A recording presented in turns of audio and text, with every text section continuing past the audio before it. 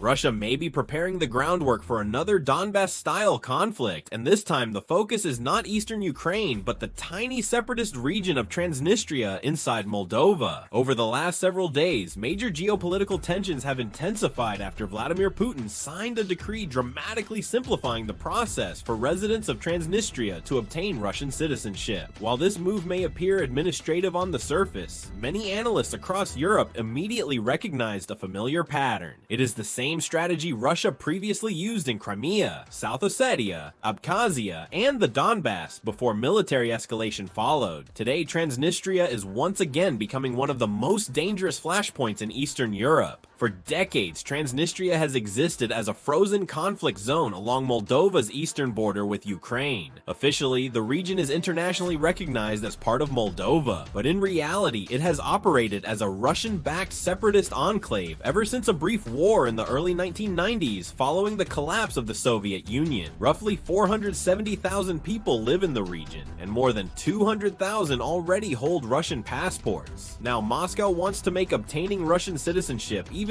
easier for the remaining population. Under the new decree, applicants no longer need to meet several major requirements that normally apply to foreigners seeking Russian citizenship. Those requirements previously included years of residency inside Russia, as well as examinations on Russian language, law, and history. The timing of this decision is extremely important. Only days after the decree was announced, Russian political commentators and state media outlets began reviving narratives that closely resemble the rhetoric Moscow used before the outbreak of war in Donbas in 2014. Russian sources started claiming that Moldova, Ukraine, and Romania were allegedly threatening Russian-speaking populations in the region. This narrative quickly escalated around discussions involving Gagauzia, an autonomous region in southern Moldova, populated mainly by the Gagauz people, a Turkic ethnic minority with historically pro-Russian political leanings. Russian commentators pointed to legislation discussed in Ukraine concerning recognition of the Gagauz minority and portrayed it as evidence of a broader Western-backed attempt to absorb Moldova into Romania while marginalizing Russian-speaking communities. For many observers in Eastern Europe, these arguments sounded extremely familiar. Before Russia annexed Crimea and supported separatist forces in Donetsk and Luhansk, Moscow repeatedly claimed it was acting to protect ethnic Russians and Russian speakers from alleged oppression and discrimination. Those claims later became one of the central political justifications for direct intervention. Now, analysts fear the same passportization strategy may once again be unfolding. The concept is simple but powerful. First, Russia distributes passports to populations in disputed territories. Then Moscow claims responsibility for protecting Russian citizens abroad. Finally, the Kremlin uses that argument to justify political pressure, military deployments, or direct intervention if tensions escalate. This exact strategy has already been used multiple times by Russia over the last 2 decades.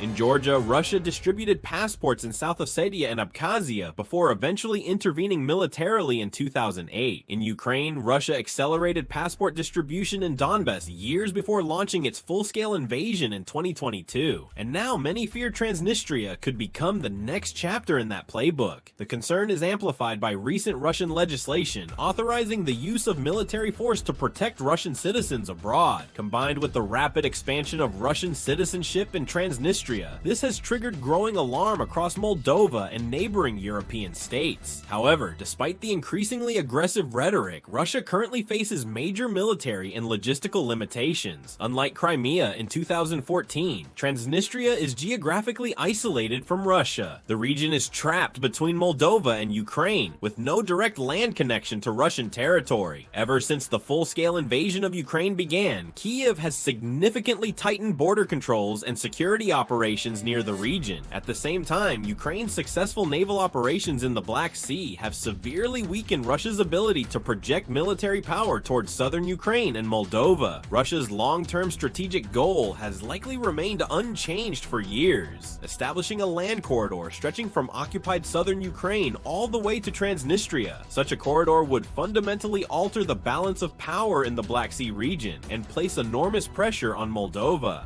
But achieving that objective would require Russian forces to capture additional Ukrainian territory, including major cities such as Odessa. At the current stage of the war, that appears highly unlikely. Ukrainian defensive operations along the southern front continue to prevent any realistic Russian breakthrough toward Moldova. Western intelligence assessments also suggest Russia lacks the logistical capacity needed for a large-scale operation targeting Transnistria directly. Even so, military intervention may not be Moscow's immediate objective. Instead, Russia may be pursuing a strategy focused on destabilization, political influence, and psychological pressure. By portraying itself as the defender of Russian speakers in Moldova, the Kremlin can fuel internal tensions, undermine Moldova's pro-European government, and complicate the country's ongoing integration with the European Union. This is especially significant because Moldova has become increasingly aligned with the West since the outbreak of the war in Ukraine. The Moldovan government has accelerated cooperation with the European Union and strengthened security ties with neighboring Romania and NATO partners. For Moscow, that trend represents a major geopolitical threat. As a result, Transnistria may serve not only as a military pressure point, but also as a political weapon designed to destabilize Moldova from within. European officials are watching the situation carefully because Moldova remains one of the most vulnerable countries in Eastern Europe. The country has limited military capabilities, internal political divisions, and a fragile economy heavily impacted by the regional security crisis. At the same time, public fear inside Moldova has steadily increased over the possibility of being drawn into a larger confrontation between Russia and the West. Still, despite the growing tensions, there are important reasons why a full-scale escalation remains unlikely in the near term. Russia currently lacks naval superiority in the Black Sea. Ukrainian forces continue to maintain strong defensive positions in southern Ukraine, and Moldova, together with Ukraine, has effectively imposed a security and logistical blockade that prevents Russia from significantly reinforcing its troops already stationed inside Transnistria. Without a direct military corridor, Russian forces in the enclave remain strategically isolated. This means Moscow's most effective tool may not be tanks or missiles, but information warfare, political destabilization, and the gradual expansion of Russian influence through citizenship and propaganda operations. Overall, the situation in Transnistria is becoming increasingly dangerous because the warning signs closely resemble events that unfolded before previous Russian interventions. The rhetoric about protecting Russian speakers, the rapid distribution of passports, and the claims of discrimination all follow a familiar pattern that Europe has seen before. For now, Russia may not possess the military capability necessary to launch a major operation toward Moldova, but the Kremlin appears determined to keep the region unstable and maintain pressure on both Moldova and Ukraine. And if history has shown anything over the last decade, it is that frozen conflicts can quickly become active wars when geopolitical conditions change. The question now is whether Europe can prevent Transnistria from becoming the next Donbas before the crisis escalates beyond political rhetoric and into open confrontation. Before we finish, I want to hear your thoughts on this situation. Do you believe Russia is truly preparing the groundwork for another Donbas-style conflict in Transnistria? Or is this mainly political pressure and psychological warfare against Moldova and the West? Leave your opinion down in the comments below because this story could become one of the biggest geopolitical flashpoints in Europe over the coming months. And if you enjoyed this breakdown, make sure to like the video, subscribe to the channel, and turn on notifications so you don't miss our latest updates on Ukraine,